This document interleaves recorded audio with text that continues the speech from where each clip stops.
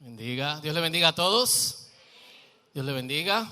Dios bendiga también mucha gente que teníamos un tiempito que no veíamos. Y nada, mi nombre es Fausto Liriano, para los que no me conocen, y estamos aquí en el círculo. Y durante las próximas 2 horas vamos a darle introducción a esta serie. Se azotan, Hoy iniciamos una nueva serie que se llama Porque Él Vive, que nos conducirá durante ese tiempo que tradicionalmente se llama Cuaresma. Digamos, así es. Esto es una época que termina el domingo de Resurrección, el último día de Semana Santa. Y básicamente, ustedes saben a través de cuáles cosas nosotros iremos y cuáles serán los aspectos importantes que debemos recordar siempre, pero que especialmente tratamos durante estos días. Y todo el que fue a la escuela, creo que todos los que están aquí, saben cuál es el ciclo de los seres humanos. Estos que nacen y mueren. Ahí entre reproducción y muerte pasan pila de cosas, pero nos han reducido a este asunto.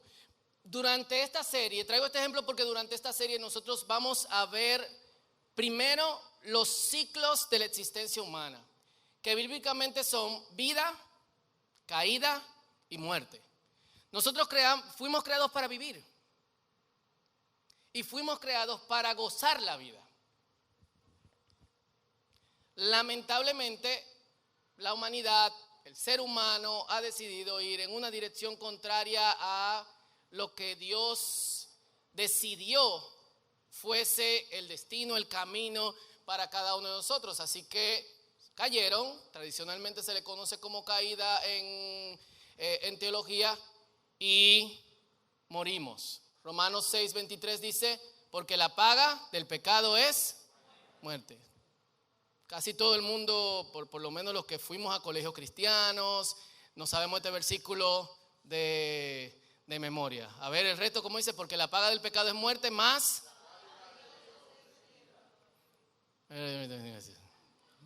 eso.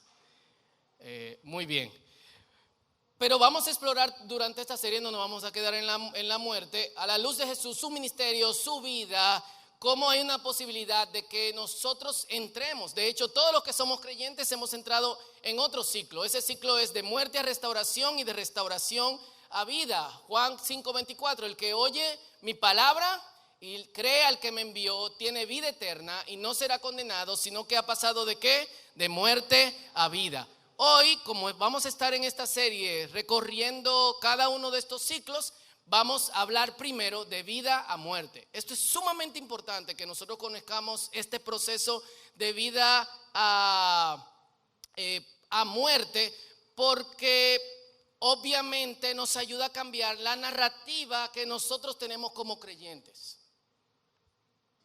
Aun cuando sabemos que hemos pasado de muerte a vida, tenemos una narrativa fatalista. Una de las cosas que muchos cristianos dicen cuando tú le preguntas ¿cómo estás? Dice sobreviviendo. Eso es como agarrado así con 2 dedos de la peña y a punto de caer. ¿O no? ¿Cuántos se sienten así esta mañana? No levanten la mano. Deberíamos sobrevivir cuando el Señor nos llamó a vida abundante. Y siempre que señalo este pasaje de Mateo 11, digo, bueno, si el Señor nos llamó a vida abundante y estamos sobreviviendo, ¿dónde está el error?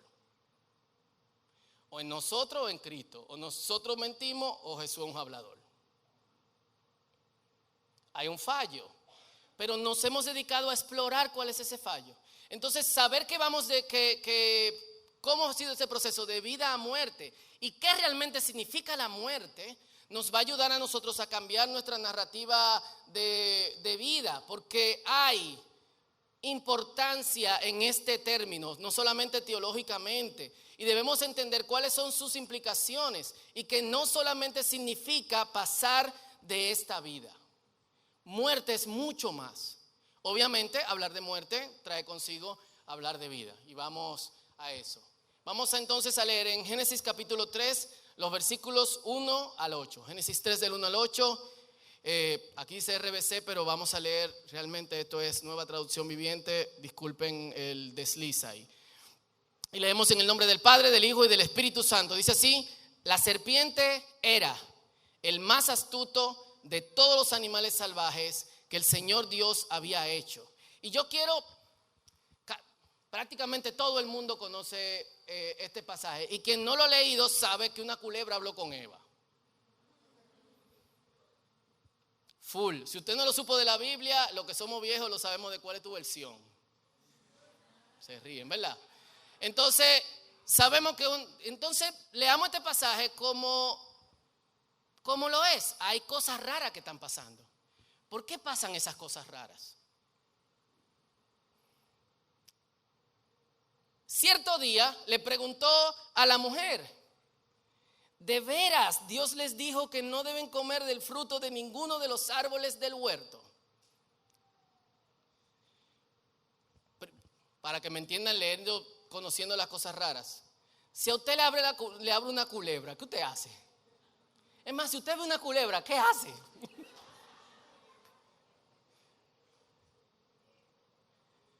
Yo recuerdo que nosotros vivíamos crecimos en Herrera, y era literalmente monte y culebra. Solamente estaba el edificio donde nosotros vivíamos ahí.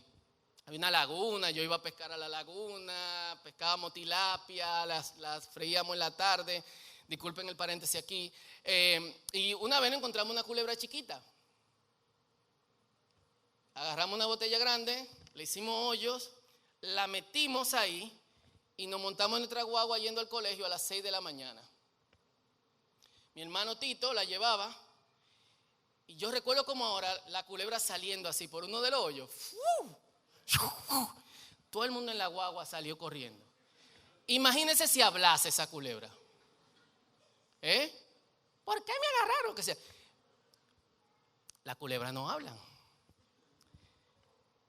Pero Eva les responde como si lo hicieran. Claro que podemos comer del fruto de los árboles del huerto, contestó la mujer. Es solo del fruto del árbol que está en medio del huerto del que no se nos permite comer. Dios dijo: no deben comerlo, ni siquiera tocarlo. Si lo hacen, morirán. No morirán, respondió la serpiente a la mujer. Dios sabe que en cuanto coman del fruto, se les abrirán los ojos y serán como Dios, con el conocimiento del bien y del mal. La mujer quedó convencida. Vio que el árbol era hermoso y su fruto parecía delicioso, y quiso la sabiduría que le daría. Así que tomó del fruto y lo comió, y después le dio un poco a su esposo. Esto es importante aquí, que estaba con ella, y él también comió. En ese momento se le abrieron los ojos, y de pronto sintieron vergüenza por su desnudez.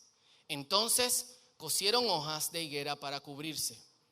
Cuando soplaba la brisa fresca de la tarde, el hombre y su esposa oyeron al Señor Dios caminando por el huerto, así que se escondieron del Señor Dios entre los árboles.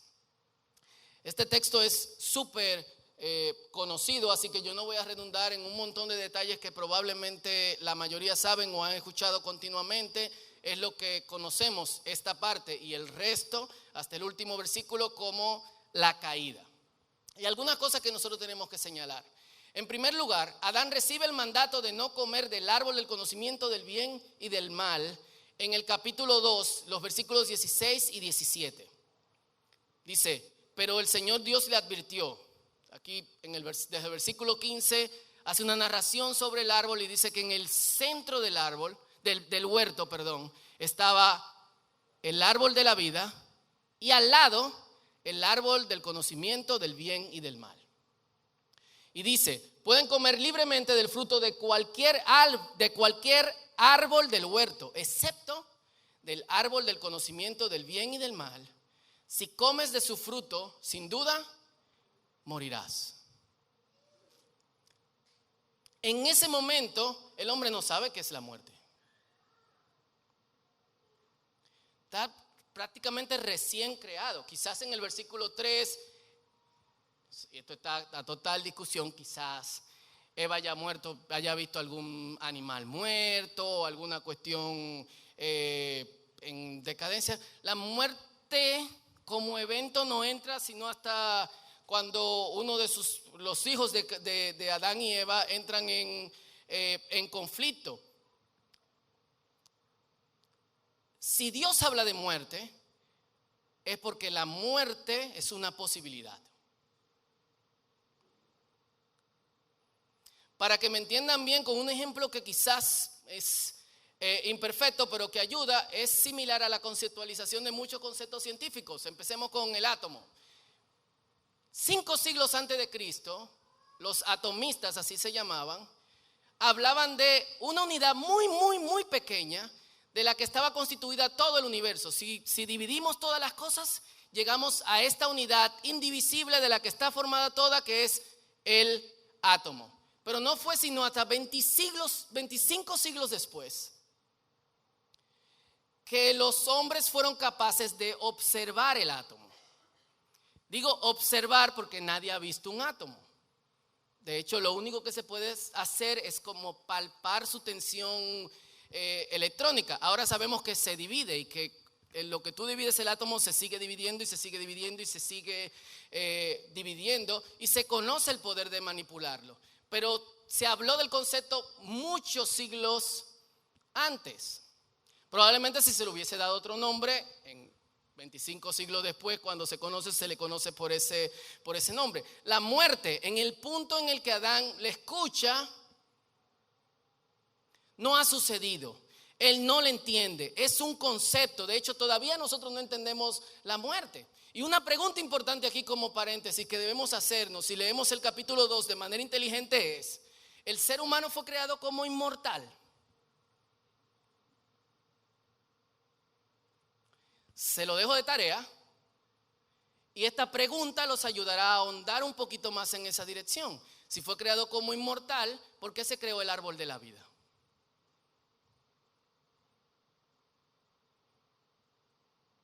Seguimos. Lo más loco de todo, fíjense de esto, es que la serpiente, Satanás, el intérprete de la palabra de Dios, y tienen que tener mucho cuidado con eso, porque si hay un tigre supremo, el diablo. Para los que no son dominicanos, tigre es una persona habilidosa en el mal sentido de la palabra. Hay di que tigre es cristiano, pero eso no es coherente. Hay una explosión cuando tú combinas los dos términos. Pero tienen que tener cuidado, porque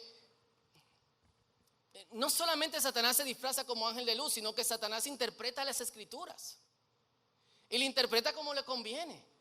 ¿Qué le dice la serpiente? Las serpientes no hablan, así que ¿quién está hablando a través de la serpiente? El diablo. Lo cual es una metáfora sumamente interesante, porque el hombre y la mujer han sido llamados a tener dominio sobre los animales. Pero ¿quién tiene dominio sobre el pensamiento del hombre y la mujer en ese momento? Lo interesante de todo es que no hay esta muerte solamente después de comer el fruto. En el momento en el que ellos se someten a una cosa que debía estar sometida por debajo de ellos, ya están fallando. Están desobedeciendo a Dios. Recuerden leer el pasaje viendo todas las cosas raras que quizás a veces no apreciamos. ¿Y qué le dice la serpiente? Ustedes no van a morir.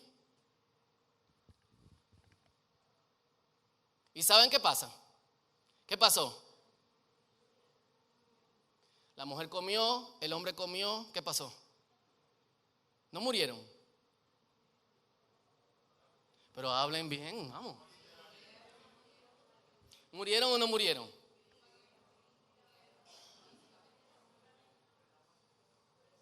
Pónganse de acuerdo, físicamente no, espiritualmente sí, ¿qué pasó? Y aquí vamos con el tema vida a muerte. Para nosotros, la muerte es un evento. Se murió, decimos. O voy a morir. O estoy muriendo.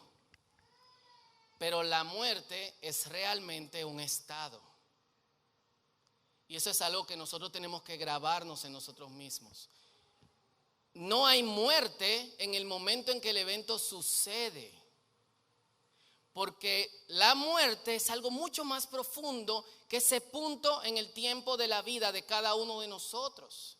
Muerte realmente significa carencia de relación con Dios, porque vida es una relación y una conexión con Dios.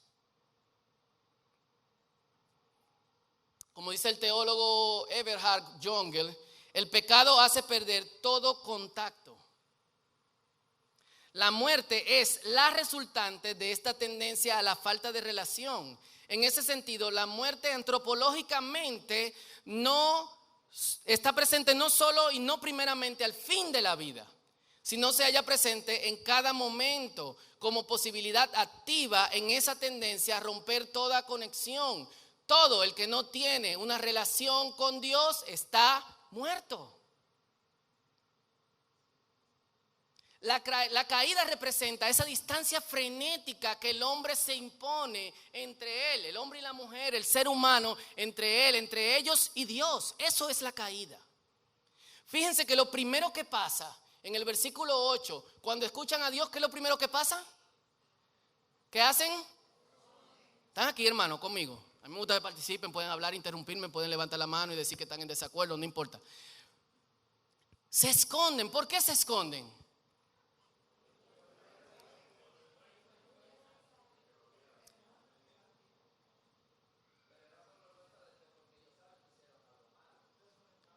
Sí, o sea, no es solamente vergüenza, hay una desconexión. El hombre y la mujer, hasta ese punto, han tenido una relación con Dios que ninguno de nosotros hemos tenido. Adán y Eva hablaban con Dios de ahí a ahí. Usted se levanta en la mañana, prepara un cafecito y viene Dios y habla con usted. Sabemos que Dios está ahí. Sabemos que es muy extraño, hay gente a la que le habla el diablo, pero no le habla a Dios. Entonces tenemos que dejar esa cuestión con el diablo, hermano. Es un hombre tranquilo. Si Dios da miedo, si te da miedo Dios, caída. Y el Salmo 73, los versículos 27 y 28, solamente he puesto la parte A de cada uno de los versículos, es decir, la primera línea, hacen una buena ilustración de esta conexión y apartamiento de Dios. Dice, versículo 27, la parte A, los que se alejan de ti, mueren. Pero no está hablando del evento, está hablando del estilo de vida. Cuando estamos alejados de Dios, el estilo de vida de nosotros es muerte. Cuando tú dices como creyente que tú estás sobreviviendo, tú estás afirmando que tú te muerte, tú no te en vida. Porque tú no le estás creyendo a Dios. Eso no significa que no vamos a tener problemas. Estamos llenos de líos por toda parte. Pero en medio de nuestros líos, Dios está ahí. Y solo cuando nos escondemos de Dios es que nosotros sobrevivimos, hermano. Esa es la realidad. Entonces, su vocabulario o tiene que cambiar o hay cosas que tenemos que arreglar en nuestra vida. Lo digo con amor. Aunque me oiga quillao. Es muy dominicano. Noelia, mi esposa, que es argentina, siempre dice, ¿por qué hablan peleando? Es que hablamos así, pero nos amamos, todos nos abrazamos después. Y el versículo 28, la parte A dice, pero para mí acercarme a Dios es que bienestar. Muerte, hermanos, es decadencia. Muerte es enfermedad. Muerte es inseguridad. Muerte es temor. Muerte es ansiedad. Muerte es tristeza continua. Muerte es muerte espiritual. Es pecado, es engaño, es trabajo sin fruto, es dolor, es dificultad, es falta de progreso, pero es también progreso como maldición, es fatalidad, es muerte física y la lista pudiese seguir. Son todas las cosas que suceden en nosotros cuando estamos alejados de Dios.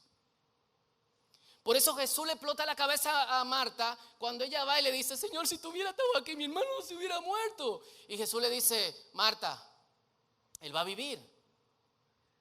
No, si yo sé, el último día él va a vivir. Marta, el que creyera en mí, dice que no morirá jamás. Esa es una de las frases más poderosas de Jesús. Si tú has creído en Jesús, no estás muerto, porque la muerte no es un evento. La muerte es un estilo de vida.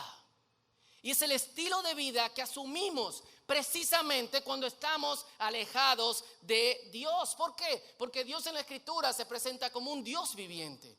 Se presenta como un Dios que da vida y como un Dios que la conserva. Jesús de hecho dice: yo soy la resurrección y la vida. Y la palabra de Dios habla de nosotros como viviendo en una condición de resurrección. ¿Cuántos están vivos aquí? Eso. Y sin ánimo de adentrarme mucho en lo que viene, porque obviamente tenemos una conexión de sermones que van en esta dirección, pero queriendo terminar con una nota muy positiva, continuaremos muertos. Y es precisamente la pregunta que se hace continuamente en las Escrituras. ¿Vamos a continuar muertos? Uno de los escritores en la Biblia dice: de ninguna manera. Si hemos muerto al pecado, esto es, si nos hemos alejado del pecado, vamos a seguir viviendo en él. Y aquí hay una inversión bacanísima, si me permiten hablar de esa manera. Hay gente que se quilla y dice: ya, el predicador iba bien hasta que dijo bacano, ya, pero si tú estás vivo en el pecado, estás muerto. Pero si tú estás muerto al pecado, estás vivo en Dios. Lo repito, si tú estás vivo en el pecado, estás muerto. Pero si estás muerto al pecado, estás vivo en Dios. Y aquí yo voy a hacer un llamado, y un llamado a coherencia teológica, hermanos. Y llamo a coherencia teológica porque, y lo voy a decir así para que ustedes entiendan que no estoy peleando con ustedes, continuamente yo veo gente que repite cosas antibíblicas, incluso en estudios bíblicos, no solo en el día a día, sino también a veces aquí arriba en el púlpito. Y hay cosas que enseñamos desde aquí, y cuando tú hablas con alguien que escuchó esa prédica, y no estoy hablando de cosas que yo predico aquí cada 3 meses, son cosas que se predican continuamente. Tú sales allí y a los 3 días una gente te dice una cuestión contraria. Atiéndame, hermano, y anote. ¿Ok? Seamos coherentes teológicamente. Y eso tiene que traer obviamente un cambio en nuestro lenguaje. Un clásico de esto es Romanos 7 y 8. Yo le puedo mandar todos los mensajes que hemos hecho aquí en el círculo y todos los discipulados, los que están aquí viejos, diciendo: Romanos 7 se refiere a la vida pasada de Pablo. Y él dice: lo que yo quiero hacer, no lo hago. Y lo que yo hago, yo lo quiero hacer. Miserable de mí, ¿quién me va a separar de ese cuerpo de muerte? Y luego termina el capítulo diciendo: pero gracias a Dios en Cristo Jesús hemos vencido, si me permiten parafrasear. Él está diciendo: esa lucha que yo tenía pasó. Sin embargo, pila de gente habla como: tú sabes, como dice la Biblia, que uno lo que quiere hacer no lo hace, y lo que uno no hace lo hace. No, eso no es lo que dice la Biblia, hermano. La Biblia dice que esa era nuestra vida pasada. Teníamos una lucha con el pecado. Esa lucha no existe ya. ¿Cuándo dicen amén? Amén. Lo quiero oír. ¿Cuándo dicen amén? Amén. Eso, pongámonos pentecostales de vez en cuando. ¡Santo! Cuidado. Que oye, fui al círculo y se pusieron rabacucus. Entonces, en coherencia teológica, hermanos, o somos pecadores o no lo somos. Lo que la Biblia nos dice que no somos pecadores. Eso me lo dice la Biblia. Entonces, pero yo peco. Claro, yo también, hermano. Por si no lo sabía. Primera de Juan 3:9. Todo aquel que ha nacido de Dios no practica el pecado. Léalo en su Biblia, búsquenlo en su celular ahora. Primera de Juan 3:9, búsquenlo, no estoy mintiendo. No se vaya para WhatsApp ni para Instagram, hermano. Dice, déjame postear algo. Y después. Primera de Juan 3:9. Ok. ¿Qué dice? Alguien que lo lea. El diablo desconectando el micrófono. ¿Qué dice? ¿Quién lo lee, por favor? Ven acá. Viene. Los que han nacido en la familia de Dios no se caracterizan por practicar el pecado, porque la vida de Dios está en ellos. Amén.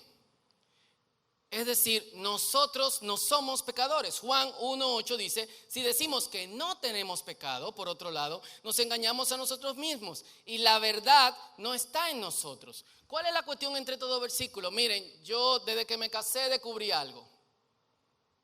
Que puedo cambiar bombillos, puedo arreglar tuberías. Yo he cambiado la bombita del inodoro en mi casa, pero yo no soy plomero.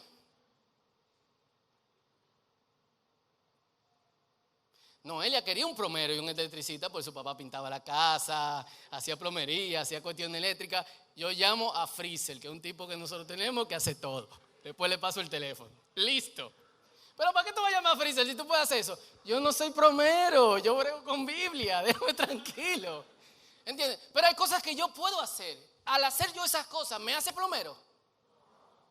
Yo he empañetado paredes aquí, he puesto blodo, gracias a Dios no se cayó, pero la escuela que tenemos en Cotuí, todos los que estamos aquí, de que tienen más de 10 años en el círculo, hemos hecho algo. Somos ingenieros o maestros constructores o albañiles.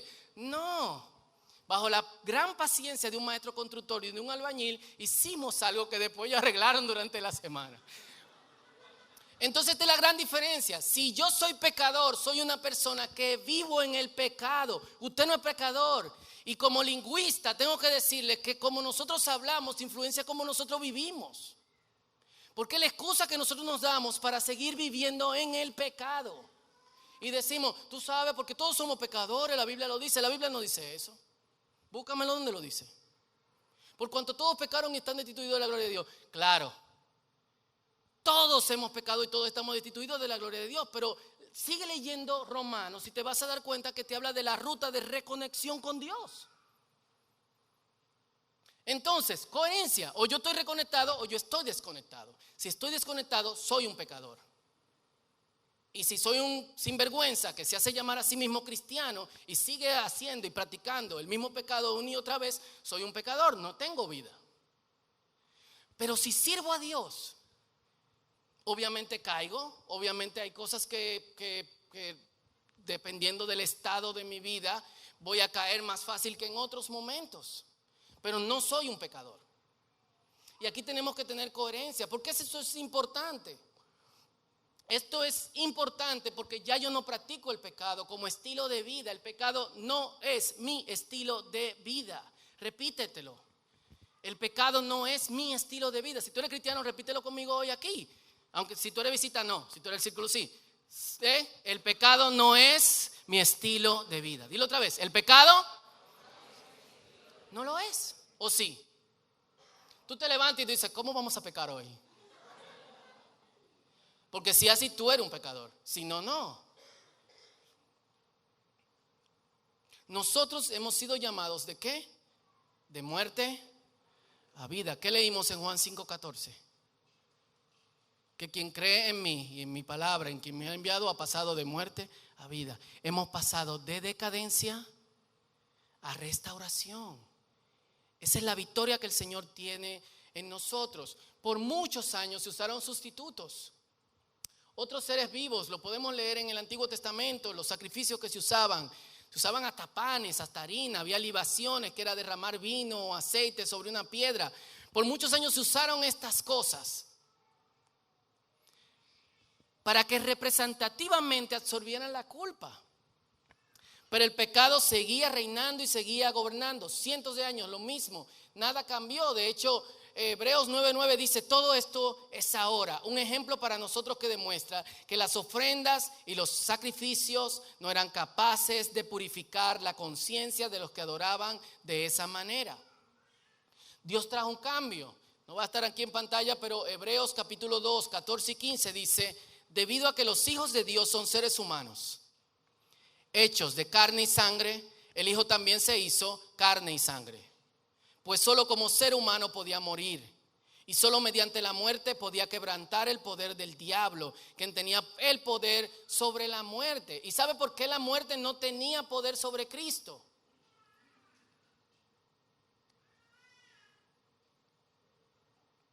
Porque Cristo no vivió en muerte. Siempre tuvo vida.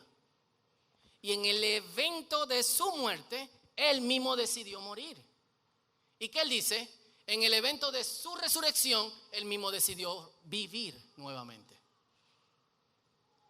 en la carne. Y esto es importante porque es parte de lo que estamos viendo. Únicamente de esa manera el Hijo podía liberar a todos los que vivían, ¿qué es? ¿Presente, pasado o futuro?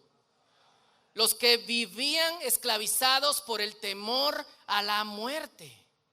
Los que vivían bajo la decadencia de la muerte. ¿Presente, pasado o futuro?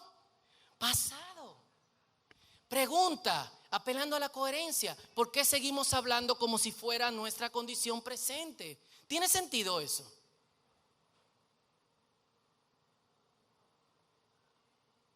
¿Tiene sentido?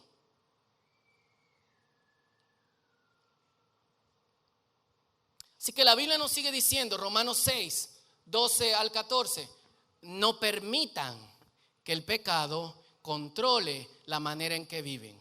No caigan ante los deseos pecaminosos. No dejen, chequen todos los imperativos, no permitan, no caigan, no dejen que ninguna parte de su cuerpo se convierta en un instrumento del mal para servir al pecado. En cambio, entréguense completamente a Dios. Como dice, entréguense. Y este completamente tiene una conexión con este concepto interesante que vemos en el Nuevo Testamento, de que partes específicas de nuestro cuerpo tienen conexión con pecados específicos. Mis manos tienen conexión con pecados específicos. Mi mente con pecados específicos. Mis ojos con pecados específicos. Mi pie con pecados específicos. Y por eso dice, no dejen que ninguna parte de su cuerpo. Más adelante en el capítulo 12, y les invito a leerlo completo, el libro dice que cada parte de su cuerpo sea un instrumento para Dios. Dice, en cambio, entréguense completamente a Dios, porque antes estaban muertos. Presente, pasado, futuro. Antes. Pero ahora tienen una vida nueva. ¿Cuántos dicen amén y le dan un aplauso fuerte al Señor? Pero no me den un aplauso funeral, vamos, un aplauso bien. Amén. Así que usen todo su cuerpo como un instrumento para hacer lo que es correcto para la gloria de Dios. Pablo está apelando, la Biblia está apelando específicamente a nosotros, a nuestra mente, a nuestra forma de pensar, a que no permitamos, no caigamos y no dejemos. ¿Qué quiere decir eso? Cada día yo tengo que tomar decisiones en dirección contraria a la muerte y en dirección a la vida.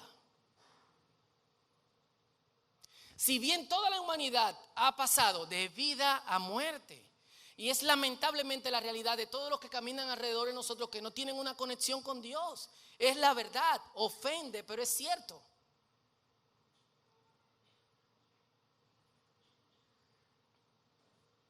No tienen otra salida, pero Dios nos ha dado otra salida. Versículo 14, el pecado ya no es más su amo, porque ustedes ya no viven bajo las exigencias de la ley. En cambio, viven en la libertad de la gracia de Dios. ¿Presente, pasado o futuro? Presente.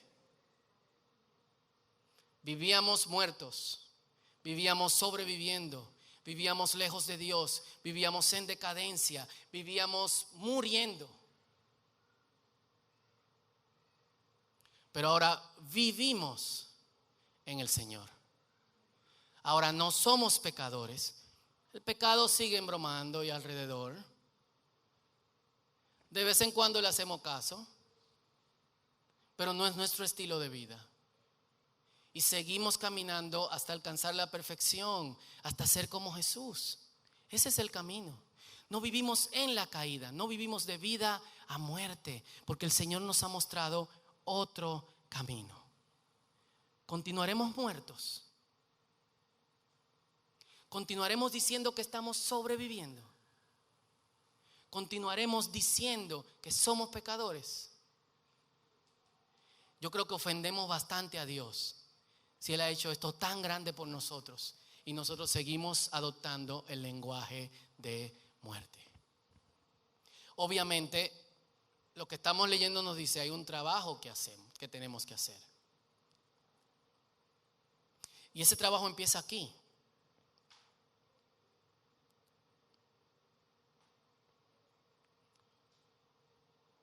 Empieza aquí.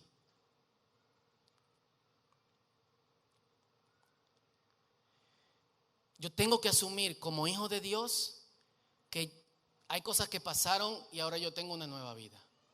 Y eso me va a llevar a entender que hay recursos que están disponibles para mí, que no estaban disponibles antes, pero ahora sí. Eso también me va a llevar a tomar decisiones nuevas, basadas en la vida. Decisiones que antes no tomábamos porque decía, imagínate, somos pecadores, no me quedaba de otra. Somos humanos, dicen algunos. Ya ustedes saben, algunos, mi posición sobre eso. Eso es más inhumano que humano. Nuestra decisión en este momento es vivir. Y junto con eso, traer a la vida a todo el que podamos con la ayuda de Dios. Continuaremos muertos. Si sigues en Cristo, no lo estás. Vive como vivo, no como muerto. Levántate. Vamos a estar de pies. Vamos a orar. Yo quiero que oremos en diferentes direcciones porque obviamente no todos estamos en el mismo punto en nuestra vida como creyentes o cercanos a Dios. Y esto no tiene nada que ver con tiempo. Tiene que ver con cómo nosotros hemos asumido la obra que Dios ha hecho. Así que si tú eres de los que dice estoy sobreviviendo, hay vida en Jesús. Jesús te ha llamado a una vida abundante. Pregúntale, ¿por qué estoy así? ¿Por qué me arrastro continuamente y me amarro a la dificultad? Cuando tu palabra dice que tengo estas promesas y esta esperanza delante de mí. Porque hablo como muerto, como muerta cuando estoy viva. Díselo al Señor. Si estás luchando con el pecado, con cierto pecado, dile al Señor, hey, dame fuerza, esto me está dando duro. Y todos oremos, Señor, cambia nuestra mente, que conceptualicemos diferente. Cámbiala, Señor. Así que vamos a orar, sea cual sea tu condición. Dios nos ha hablado a todos a través de su palabra. Ora en esa dirección. Este es tu tiempo con Dios.